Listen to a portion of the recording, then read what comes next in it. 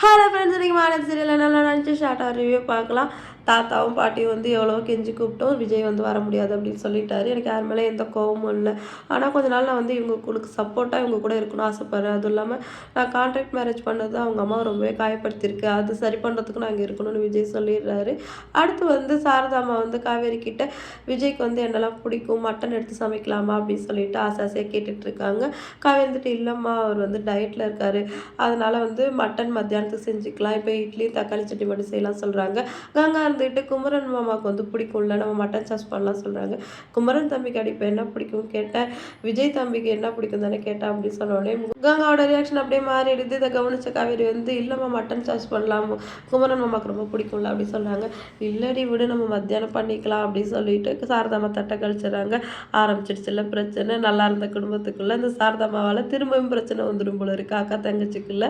அடுத்து விஜய்க்கு வந்து பிடிச்சதெல்லாம் சமைச்சிட்டு பரிமாறணும் அப்படின்னு சொல்லிட்டு டேபிள் சேர்லாம் போடுறாங்க. ஆனால் வந்து விஜய் இருந்துட்டு குமரன் வந்து கீழே உட்காந்து சாப்பிட்றாருல, நானும் வந்து அவர் கூட கீழே உட்காந்து தான் சாப்பிடுவேன், என்னை தனியாக ட்ரீட் பண்ணாதீங்க, எனக்கு ஒரு மாதிரியாக இருக்குது, நான் உங்கள் கூட உங்களில் ஒருத்தனாக இருக்கணும்னு தான் ஆசைப்பட்றேன் அப்படின்னு சொல்கிறாரு. குமரன் கூடயே போய் உட்காந்து சாப்பிட்றாரு. கங்காவுக்கு வந்து விஜய் இப்படி தனியாக ட்ரீட் பண்ணுறதும் குமரன் வந்து மட்டன் தட்டுறதும் வந்து அவங்களுக்கு பயங்கரமாக வந்து இரிட்டேட் ஆகுது. கடைக்கு போனதுக்கப்புறம் நான் வீட்டில் போய் மட்டன்லாம் வாங்கி கொடுத்துட்டு வந்துடுறேன்னு குமரன் சொல்கிறாரு.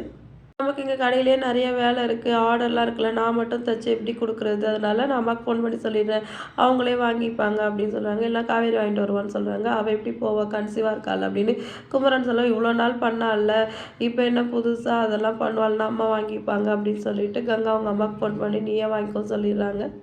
அடுத்து விஜய் வந்து தான் வேலை தேடிட்டு இருக்கிறதா காவேரி கிட்ட சொல்கிறாங்க. என்னங்க இது, எவ்வளோ பெரிய கம்பெனி, அதை முன்னுக்கு கொண்டு வரணும், நீங்கள் எவ்வளோலாம் கஷ்டப்பட்டீங்க, இப்போ அதை அப்படியே விட்டுட்டு வந்து நான் வேலைக்கு போகிறேன்னு சொல்லிட்டு இருக்கீங்க, என்ன தான் நினச்சிட்ருக்கீங்க அப்படின்னு சொல்லிட்டு கேட்குறாங்க.